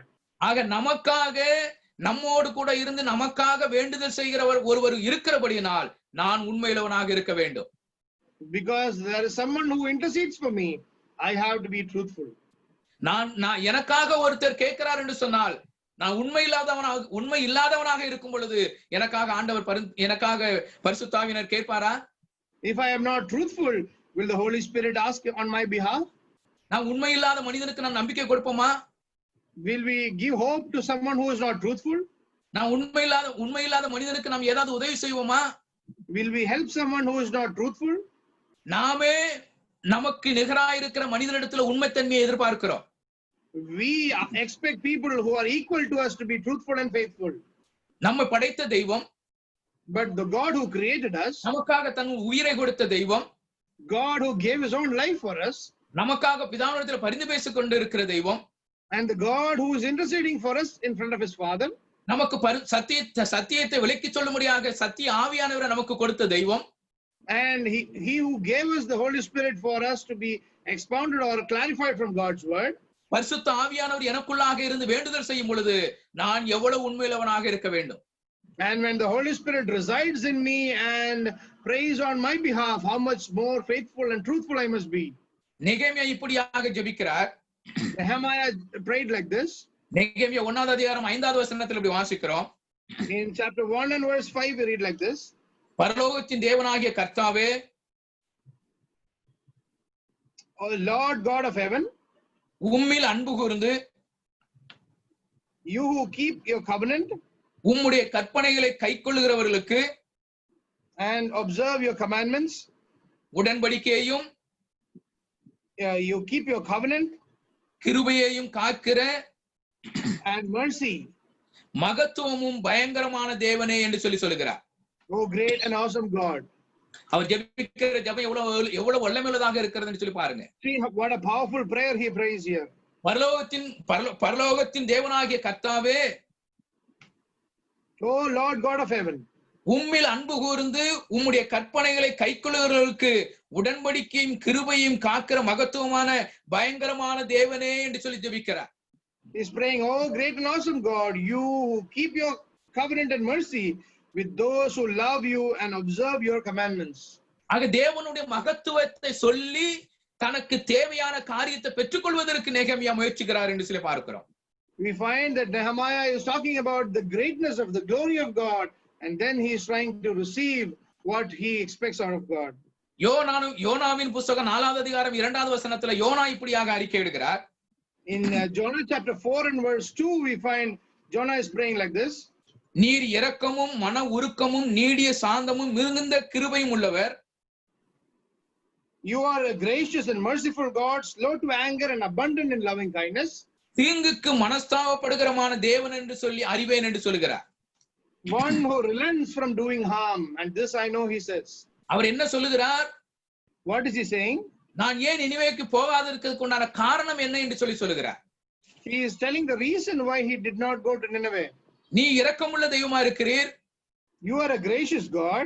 நீ மன உருக்கமுள்ள தெய்வமா இருக்கிறீர். You are a merciful God. நீ நீடிய சாந்தமுள்ளவராக இருக்கிறீர். You are a God of loving kindness. மிகுந்த கிருபையுள்ளவராக இருக்கிறீர். And you have so much of grace.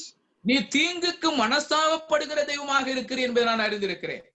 And you are slow to anger, I know that. ஆக யோனா அதற்காக தான் அவர் போகாதிருந்தார் என்று சொல்லி பார்க்கிறோம். And we see that is the reason why he did not go. அவருடைய நினைவில் இருந்த ஒரு காரியம், Now what was there in his memory?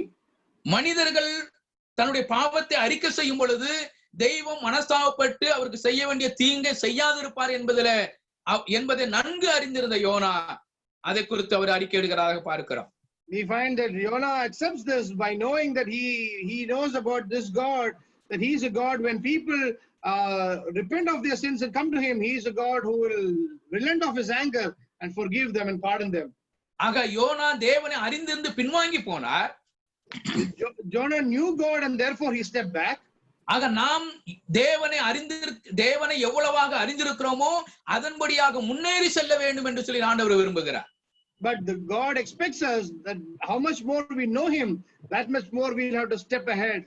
நாம் தேவனை எவ்வளவுக்கு அதிகமாக அறிந்து கொண்டு இருக்கிறோமோ அவ்வளவுக்கு அதிகமாக என்னுடைய வாழ்க்கையில உண்மைத்தன்மை வெளிப்பட்டு கொண்டே இருக்க வேண்டும். How much more I keep knowing God, that much more truthful and faithful I must be in my life. நான் நேற்றுக்கு சொன்னது போல இன்றைக்கு நான் சொல்லுகிறேன், தேவன் நம்மிடத்துல எதையுமே எதிர்பார்க்கிறது கிடையாது. Like I said yesterday, I am repeating it today. God does not expect anything from us. நம்முடைய பணத்தை எதிர்பார்க்கிறது கிடையாது. He does not expect our money. நம்முடைய அந்தஸ்தை எதிர்பார்க்கிறது கிடையாது. He does not expect our wealth. நாம் தேவனுக்காக நிறைய செய்கிறோம் என்பதை ஆண்டவர் எதிர்பார்க்கிறது கிடையாது. The Lord is not expecting us to do great things for him. அதற்கு மாறாக தேவன் நம்மிடத்துல உண்மைத்தன்மையை எதிர்பார்த்து கொண்டு இருக்கிறார்.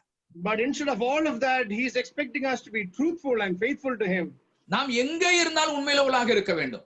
Wherever we are, we have to be faithful to God. நாம் எந்த வேலை செய்தாலும் உண்மையுள்ளவர்களாக இருக்க வேண்டும். Whatever work we do, we have to be faithful. படிக்கிற பிள்ளைகள் படிக்கிற இடத்துல உண்மையுள்ளவர்களாக இருக்க வேண்டும். Children who study have to be faithful in their studies. ஆக நாம் எல்லா இடங்களிலும் என்னுடைய உண்மைத்தன்மையை நான் வெளிப்படுத்திக் கொண்டே இருக்க வேண்டும். In all places, we'll have to show our faithfulness. காரணம் என்ன? The reason is 2 தீமோத்தேயு 2வது அதிகாரம் 13வது வசனத்தில் போய் வாசிக்கிறோம். In 2 Timothy chapter 2 and verse 13 we read like this. நாம் உண்மை இல்லாதவர்களாக இருந்தாலும் If we are faithless, அவர் உண்மையுள்ளவராக இருக்கிறார். he remains faithful. அவர் தம்மை தாமே மறுதலிக்க மாட்டார் என்று சொல்லி வாசிக்கிறோம். He cannot deny himself. அவர் ஒரு நாளும் உண்மைத்தன்மையை விட்டு விலகி போறது கிடையாது. He can never be unfaithful to us. ஆக உண்மை எப்பொழுதுமே உண்மைத்தன்மையோடு கூட இருக்கிற தெய்வத்தை நாம் பின்பற்றுகிறதுனாலே நாமும் உண்மையுள்ளவர்களாக இருக்க வேண்டும் என்று சொல்லி ஆண்டவர் விரும்புகிறார். Because we believe in a God who is always faithful, he expects us to be faithful as well.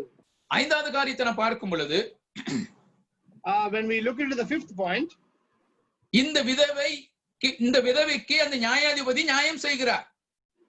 this judge is giving justice for this widow. எதற்காக நியாயம் செய்கிறார் என்று சொன்னால், why he is giving her justice? இனி எப்பொழுதுமே என்னிடத்தில் வரக்கூடாது என்பதற்காக உதவி செய்கிறார்.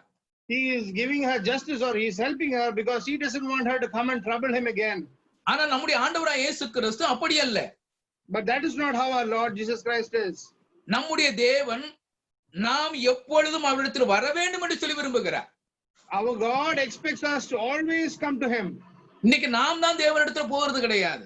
Today it is only us who do not go to God. நாம் தேவனிடத்தில் போனா தேவன் என்னை கொண்டு பல காரியங்களை செய்வார். When I go to God, God will do so many things through me. நாம் தேவனிடத்தில் போகாது இருக்கிறோம். But we do not go to God. நாம் தேவனிடத்தில் போகிறது கிடையாது, ஆனால் தேவனை குறை சொல்லக்கூடியவர்களாக இருக்கிறோம். We do not go to God, but we always blame about God. ஆண்டவர் என்னுடைய வாழ்க்கையில் எதையுமே செய்யவில்லை என்று சொல்லி குற்றம் சொல்கிறோம். We always blame that the Lord has done nothing in my life. ஆண்டவர் என்னுடைய வாழ்க்கையில நன்மை செய்யாது இருக்கிறார் என்று சொல்கிறோம். We say that Lord has not done goodness in my life. நம்ம யோசிச்சு பாருங்க. So think about it. நாம் கடந்த 3 மாதங்களாக லாக்டவுன்ல வீட்ல இருக்கிறோம். We are in lockdown in the last 3 months. நிறைய பேருக்கு வேலை இல்ல. And so many people have lost their jobs. நிறைய பேருக்கு வருமானம் இல்ல. So many people do not have income. பல விதத்துல பல கஷ்டங்கள் அனுபவித்துக் கொண்டிருக்கிறார்கள். So many people have so many difficulties that they are facing. ஆனால் ஆண்டவர் நன்மை செய்யாது இருக்கிறாரா? But is the Lord not doing good? ஆண்டவர் நமக்கு உதவி செய்யாது இருக்கிறாரா? Is the Lord not helping us? இன்றைக்கு நம்முடைய வாழ்க்கையில் அதிசயங்களை செய்து கொண்டிருக்கிறார். Even today he is doing wonders in our lives. அவர் அதிசயம் செய்கிற தெய்வமாக இருக்கிறார். He is a Lord of wonders. அவர் நாம் எப்பொழுதும் அவரிடத்துல வர வேண்டும் என்று சொல்லி ஆண்டவர் விரும்பிக் கொண்டிருக்கிறார்.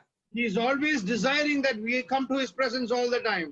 இங்கே யோவான் எழுதின சுவிசேஷம் 21வது அதிகாரம் 15-16 இப்படி வாசிக்கும் பொழுது, In John chapter 21 verses 15 and 16 when we read, அங்க பேதுருவிடத்தில் ஆண்டவர் கேட்கிறார். the Lord is asking Peter, இவர்களிலும் நீ அதிகமாய் என்னிடத்தில் அன்பாய் இருக்கிறாயா என்று சொல்லி கேட்கிறார். he is asking, do you love me more than these? 16வது வசனத்துல கேட்கிறார், என்னிடத்தில் அன்பாய் இருக்கிறாயா என்று சொல்லி கேட்கிறார். In verse 16 he asks him, do you love me? 17வது வசனத்துல கேட்கிறார், என்னை நேசிக்கிறாயா என்று சொல்லி கேட்கிறார். In verse 17 he again asks, do you love me? இதனுடைய அர்த்தம் என்ன? What is the reason? நீ என்னோடு கூட இருக்க விரும்புகிறாயா என்று சொல்லி கேட்கிறார். He is asking, are you desirous to be with me? என்னிடத்தில் அன்பாய் இருக்கிறாயா? Do you love me? என்னை நேசிக்கிறாயா? Do you love me? நான் உன்னோடு கூட இருக்க விரும்புகிறேன் என்று சொல்லி ஆண்டவர் சொல்லுகிறார். The Lord says, I am desiring to be with you. நீ என்னிடத்தில் அன்பு கூறும் பொழுது, என்னை நேசிக்கும் பொழுது, என்னோடு கூட உறவு கொள்ளும் பொழுது நான் உன்னோடு கூட இருக்கிறேன் என்று சொல்லி பேதுருக்கு ஒரு உத்தரவாதம் கொடுக்கிறவராக இருக்கிறார். The Lord is giving Peter an assurance by saying that when you love me, when you are with me, I will take care of you. மத்தேயு சுவிசேஷம் 11வது அதிகாரம் 28-29 வாசிக்கும் பொழுது, Matthew chapter 11 verses 28 and 29, என்னிடத்தில் வாருங்கள் என்று சொல்லி சொல்லுகிறார். he is asking them to come to him. 28வது வசனத்தை வாசிக்கிறோம், வருத்தப்பட்டு பாரம் சுமக்கிறவர்களே நீங்கள் எல்லாரும் என்னிடத்தில் வாருங்கள், நான் உங்களுக்கு இளைப்பாறுதல் தருகிறேன் என்று சொல்லி சொல்லுகிறார். In verse 28 we read like this, come to me all you who labor and are heavy laden and I will give you rest. இங்க சொல்லுகிற ஒரு வார்த்தை எனக்கு கவனிக்க முடியும். We can notice one word being said here. என்னிடத்தில் வாருங்கள் என்று சொல்லி சொல்லுகிறார். He says, come to me. நீங்கள் என்னிடத்தில் வரும் பொழுது நான் உங்களுக்கு இளைப்பாறுதல் தருகிறேன் என்று சொல்லுகிறார். He says, when you come to me, I will give you rest. இன்னைக்கு நாம் தேவனிடத்தில் செல்வது கிடையாது. Today we do not go to God. நாம் தேவனோடு கூட பேசுவது கிடையாது. Today we do not talk to God. நாம் தேவனிடத்தில் பழகுவது கிடையாது. Today we do not interact with God. நாம் தேவனிடத்தில் பேசும் பொழுது, பழகும் பொழுது, தேவனோடு கூட இருக்கும் பொழுது தெய்வம் நிச்சயமாக நமக்கு இளைப்பாறுதலையும் சமாதானத்தையும் கொடுப்பார். Today when we talk to God, when we move with God, for sure he will give us rest and peace. 29வது வசனத்தை வாசிக்கும் பொழுது, When we read verse 29 of the same chapter, நான் சாந்தமும் மனத்தாழ்மையுமாய் இருக்கிறேன், I am gentle and lowly in heart. என் நுகத்தை உங்கள் மேல் ஏற்றுக்கொண்டு Take my yoke upon you என்னிடத்தில் கற்றுக்கொள்ளுங்கள் and learn from me, அப்பொழுது உங்கள் ஆத்துமாக்களுக்கு இளைப்பாறுதல் கிடைக்கும் என்று சொல்கிறார். and you will find rest for your souls. நான் சாந்தமும் மனத்தாழ்மையுமா இருக்கிறேன் என்று சொல்கிறார். He says, I am gentle and lowly at heart. என்னிடத்தில் கற்றுக்கொள்ளுங்கள். Learn from me, he says. நீங்க சாந்தமுள்ளவர்களாக இருக்க வேண்டுமா? என்னிடத்தில் கற்றுக்கொள்ளுங்கள். Do you want to be gentle? Learn it from me. நீங்க மனத்தாழ்மையுள்ளவர்களாக இருக்க வேண்டுமா? என்னிடத்தில் கற்றுக்கொள்ளுங்கள் என்று சொல்கிறார். Do you want to be lowly in heart? Learn it from me. இந்த உலகத்துல யாருமே அப்படி சொல்ல முடியாது. Nobody in this world can say that. நம்முடைய ஆண்டவராகிய இயேசு கிறிஸ்து சொல்கிறார், என்னிடத்தில் வாருங்கள். Our Lord himself says, come to me. என்னிடத்தில் கற்றுக்கொள்ளுங்கள் என்று சொல்கிறார். He says, learn from me. இந்த உலகத்துல நாம் அப்படி சொல்ல முடிகிறதா? Are we able to say that in this world? நம்முடைய உறவினர்களுக்கோ நம்மை சார்ந்திருக்கிற ஜனங்களுக்கோ நான் கிறிஸ்துவை பின்பற்றுகிறது போல நீங்கள் என்னை பின்பற்றுங்கள் என்று நம்மளால சொல்ல முடிகிறதா? Can we tell people whom we love or people who follow us, can we tell us follow me? என்னுடைய வாழ்க்கையில உண்மைத்தன்மை இருக்கும் என்று சொன்னால் நிச்சயமாக நாம் சொல்ல முடியும், நீங்கள் என்னை பின்பற்றுங்கள் என்று சொல்ல முடியும். If I am truly truthful and faithful in my life, I can tell to the others, follow me.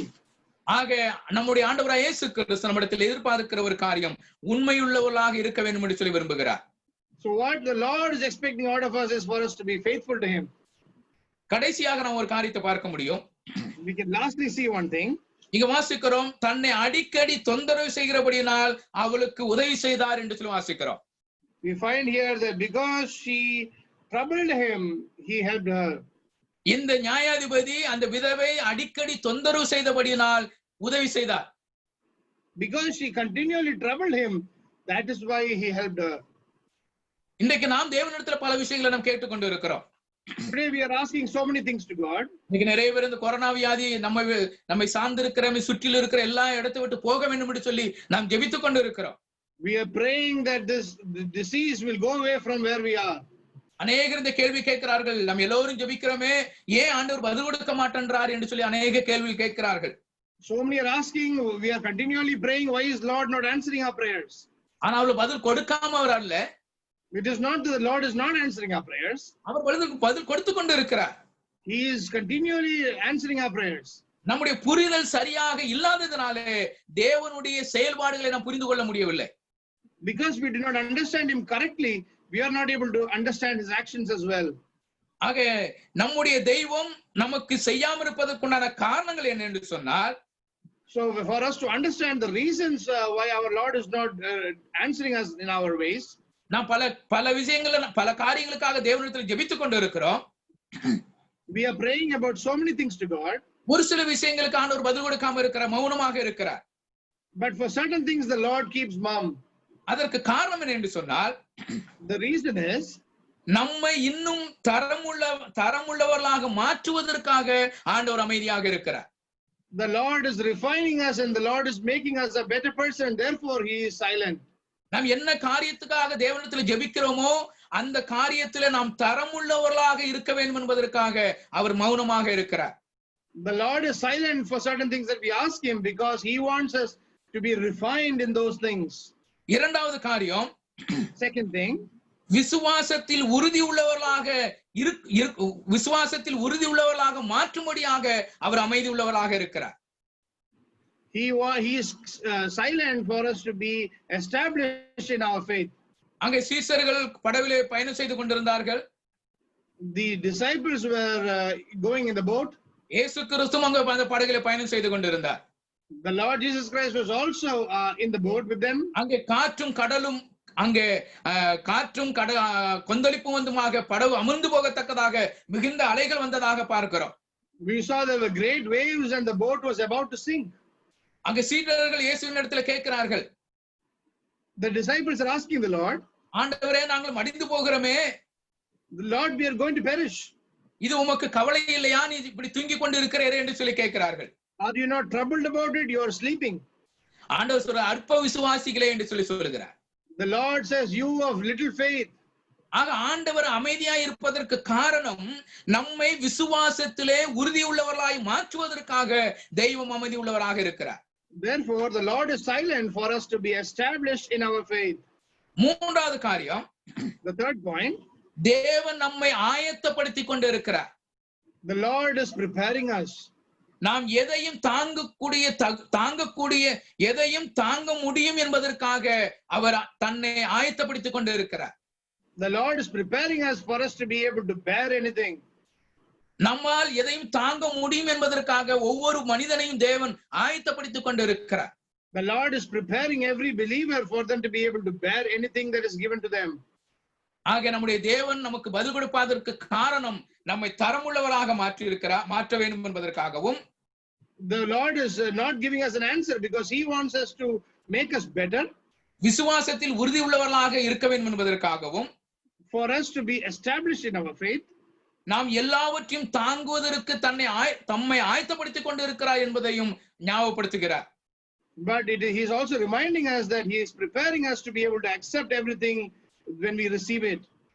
ஆக நாம் தேவன் நமக்கு எதை செய்தாலும் நன்மைக்கு ஏதுவாக செய்வார். Whatever the Lord does, He will do it for good. ரோமர் 8வது அதிகாரம் 28வது வசனத்தில் இப்படி வாசிக்கும் பொழுது, when we read Romans 8 and verse 28, we read like this: தேவனிடத்தில் அன்பு கூறுகிறவர்களுக்கு சகலமும் நன்மைக்கு ஏதுவாக நடக்கிறது என்று அறிந்திருக்கிறோம் என்று சொல்கிறார். And we know that all things work together for good to those who love God.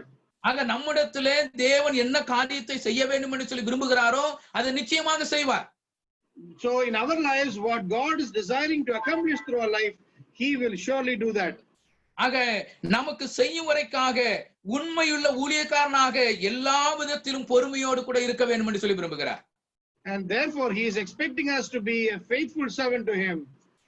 ஆக நாம் நம்முடைய ஜெபமானது இரவும் பகலுமாக நாம் தேவனிடத்தில் ஜெபித்துக் கொண்டு இருக்க வேண்டும். Therefore we have to be praying continually night and day in God's presence. நாம் அவருடைய சித்தத்துக்காக காத்திருக்க வேண்டும். We have to be waiting for God's will. அவர் நமக்கு செய்யும் வரைக்குமாக நாம் ஜெபித்துக் கொண்டு இருக்க வேண்டும். And we have to be praying till He answers our prayers. நாம் தெரிந்திருக்கிற அப்போஸ்தலன் பவுலை குறித்து நமக்கு பல விஷயங்கள் நமக்கு தெரியும். We know so many things about Apostle Paul. அங்கே அப்ப 2 கொரிந்தியர் 12வது அதிகாரம் 8வது வசனம் 9வது வசனத்தில் இப்படி வாசிக்கும் பொழுது, when we read 2 Corinthians chapter 12 verse 8 and 9, அங்க பவுலுக்கு ஒரு முள் கொடுக்கப்பட்டு இருந்தது. there was a thorn that was given to Apostle Paul. அந்த வேதனையிலிருந்து நீங்க வேண்டும் என்பதற்காக 3 தரம் வேண்டிக் கொண்டார் என்று சொல்லி பார்க்கிறோம். We see that he cried and prayed to God for 3 times for that thorn to be removed. ஆண்டவரே எனக்கு இந்த வேதனையிலிருந்து எனக்கு நீங்க முடியாக எனக்கு உதவி செய்யும் என்று சொல்லி 3 தரம் ஜெபித்தார் என்று சொல்லி பார்க்கிறோம். We see that he prayed 3 times asking God that He will remove that thorn away from him. ஆனால் ஆண்டவர் அங்கே சொல்லுகிறார், என் கிருபை உனக்கு போதும் என்று சொல்லுகிறார். But we find the Lord is replying to him that my grace is sufficient for you. பலவீனத்தில் என் பலம் பூரணமாய் விளங்கும் என்று சொல்லி சொல்லுகிறார். He says, for my strength is made perfect in weakness. ஆக அப்போஸ்தலன் பவுலுடைய அறிக்கையை குறித்து நான் பார்க்கும் பொழுது, when we see about what the Apostle Paul accepts, ஆண்டவரே எனக்கு இது நீங்க வேண்டும் என்று சொல்லி ஜெபிக்கிறார். he is asking that this should move away from him. ஆண்டவர் சொல்லுகிறார், என் கிருபை உனக்கு போதும் என்று சொல்லுகிறார். But the Lord is responding back to him and He is saying, my grace is sufficient for you. அப்படி என்று சொன்னால், that means நான் உன்னோடு கூட இருப்பேன், I will be with you. உன்னுடைய பலவீனத்திலே என் பலம் பரிபூர்ணமாய் விளங்கும் என்று சொல்லுகிறார். My strength will be found best in your weakness. உன்னை குறித்து செய்ய வேண்டிய காரியங்களை நான் செய்வேன் என்று சொல்லி ஆண்டவர் சொல்லுகிறார். I will do the things that I will have to do for you. ஆக அவர் என்ன சொல்லுகிறார், நீ உண்மையுள்ளவனாக இருக்க வேண்டும் என்று சொல்லி சொல்லுகிறார். He is saying that you have to be faithful. உன்னுடைய பலவீனத்திலே சோர்ந்து போய் விட கூடாது. You should not be weary in your weakness. உன்னுடைய பலவீனத்திலே நீ பின்வாங்கி போய் விட கூடாது. You should not backslide because of a weakness. என் கிருபை உனக்கு எப்போதுமே இருக்கும் என்று சொல்லி சொல்லுகிறார். But he says, my grace is always with you. அதைத்தான் நீங்க வாசிக்கிறோம். அடுத்த வசனத்தில் வாசிக்கும் பொழுது, that is what we read in the next verse. ஆக பவுலின் சந்தோஷத்தை குறித்து அங்கே வாசிக்கிறோம். We read about the joy of Apostle Paul. அவர் சொல்லுகிறார், he is saying, கிறிஸ்துவின் வல்லமை என்மேல் தங்கும்படி கிறிஸ்துவின் வல்லமை என்மேல் தங்கும்படி தேவ வல்லமையை அனுபவிக்க முடியும் என்று சொல்லி சொல்லுகிறார். He says that therefore most gladly I will rather boast in my infirmities that the power of Christ may rest upon me. இந்த பலவீனத்திலே கிறிஸ்துவனுடைய வல்லமை என் மேல் இருக்கும் என்று சொல்லுகிறார். He says, in this weakness, there is the power of Christ upon me. யோவான் சுவிசேஷத்துல ஒருத்தரை குறித்து படிக்க முடியும். We can read about a person in the book of Apostle John. அங்க சீடர்கள் கேட்கிறார்கள், ஆண்டவரே இவன் குருடனா பிறந்தது இவன் செய்த பாவமா இவர் பெற்றோர்கள் செய்த பாவமா என்று சொல்லி கேட்கிறார்கள். The disciples are asking, Lord, is it his sin or his parents' sin that he was born blind? அதற்கு ஆண்டவர் சொல்கிறார், இவன் செய்த பாவம் அல்ல, இவன் பெற்றோர்கள் செய்த பாவம் அல்ல, தேவனுடைய கிரியைகள் இவனிடத்தில் வெளிப்படும்படியாக இப்படி பிறந்திருக்கிறான் என்று சொல்கிறார். It is not his sin or his parents' sin, but that the glory of God will reveal through his works. ஆக நம்முடைய வாழ்க்கையில ஏதோ ஒரு பலவீனம் நமக்கு இருக்கும் என்று சொன்னால் தேவன் அதிலே மகிமையுள்ளவராக விளங்குவார் என்பதில் எந்த விதமான சந்தேகம் இல்லை. So there is no doubt that if there is any weakness in my life, it will bring glory to God because of that. என்னுடைய பலவீனத்தை குறித்து நான் சந்தோஷப்பட வேண்டும்.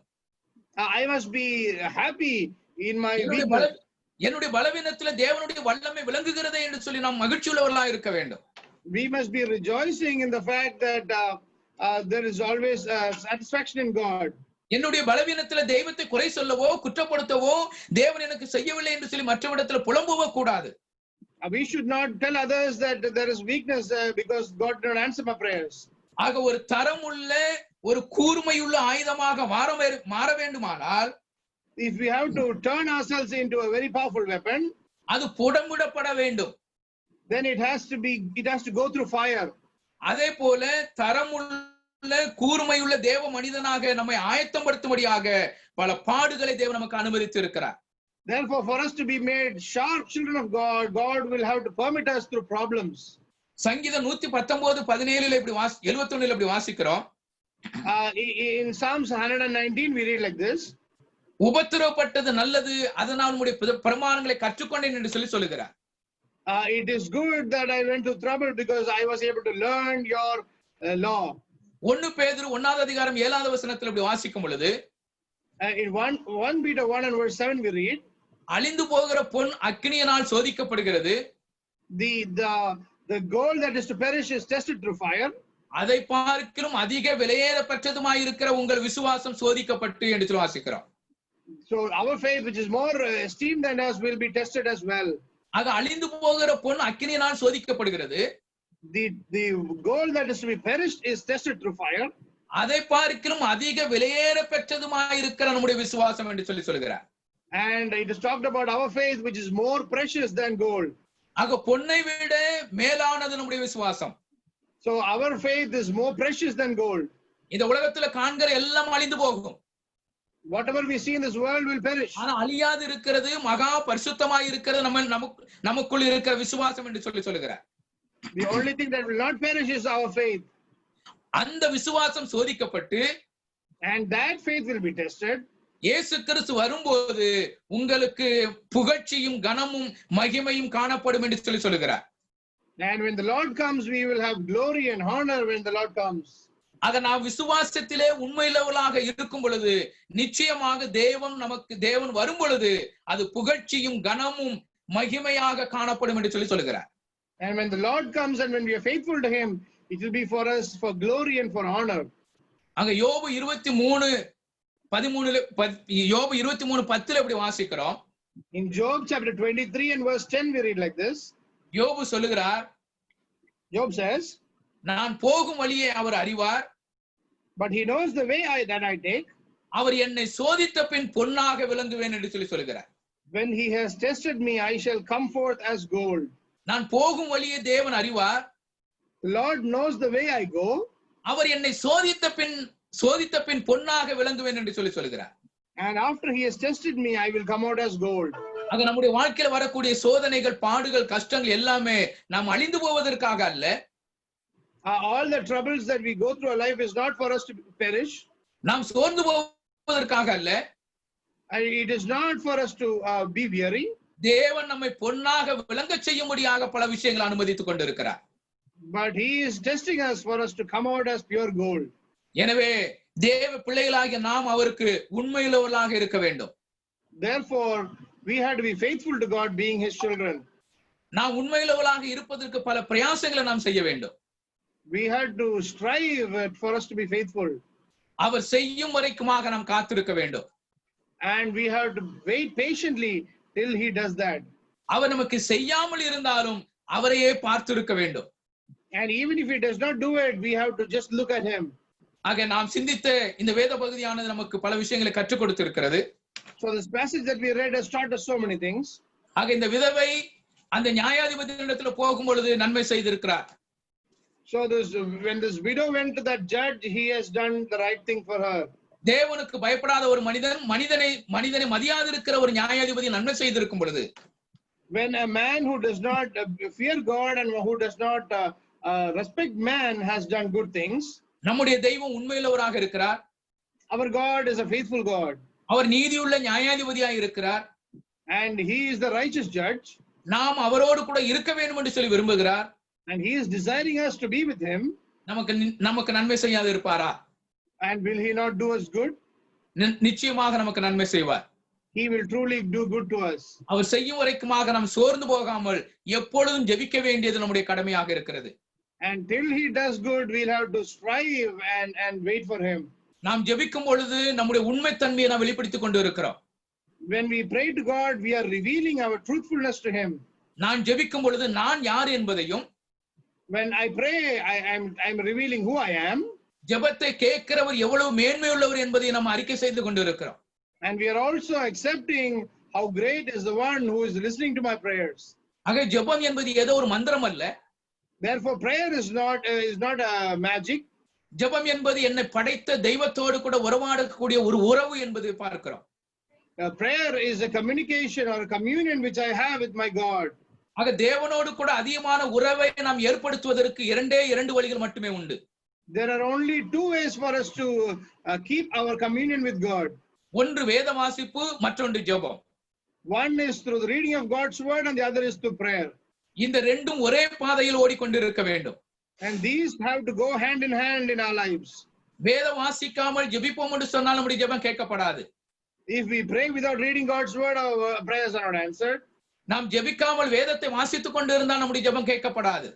And even if we read the word of God and not pray, still our prayers are not answered.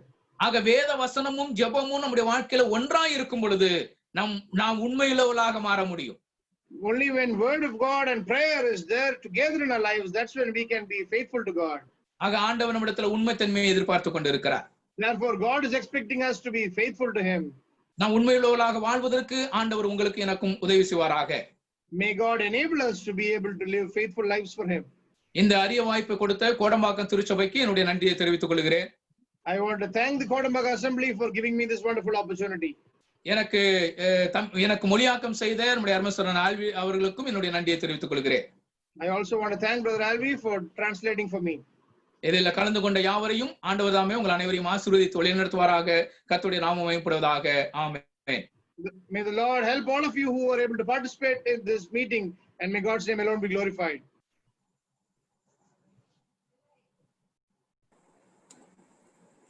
Praise be to God. We thank God for the wonderful thoughts that had come today evening. It was very good, and we could learn many verses from here and there from the Word of God. And these verses, if noted, it will be definitely useful throughout our lifetime to make us remind how faithful we have to be, a faithful servant in our prayers and asking God in righteousness, in our own rights and liberty to go to him at any time for our petitions. So we have seen many points. I don't want to waste time anymore in going through all these points. So with this, we thank Evangelist Nanaraj for having come with the word of God. We praise God for the word that has entered into our hearts. If any one of you want to go through these this evening Bible study, you can very well go to GLMK TV and understand it, and in YouTube. Now we also thank Brother Alvi Wilson for translating it in such a wonderful way, the same speed and everything that God has granted him. May God continue to use him in many other ways, in many other places. We also thank each one of you, and we praise God for your presence. Definitely, I'm sure all of you would have learned and profited from the word of God. Your time would not have gone in waste, and you would be joyful. We praise God, and we thank all of you for joining in and encouraging us. May the name of the Lord be glorified through you also, wherever you are across in Tamil Nadu and India and outside. Now, for the closing of the prayer, I request Brother L. John. L. John from Kove Pudur in Coimbatore is the elder of the assembly at Kove Pudur in Coimbatore.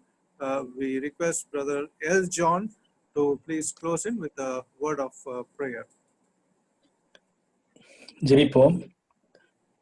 எங்கள் அன்புள்ள நல்ல பிதாவே, இந்த நல்ல வேலைக்காக நாங்கள் உண்மை துதிக்கிறோம், ஸ்தோத்திரிக்கிறோம். ஆண்டவரே, உமது வசனத்தை நாங்கள் தியானிக்க கொடுத்த இந்த கிருபைக்காக ஸ்தோத்திரம்.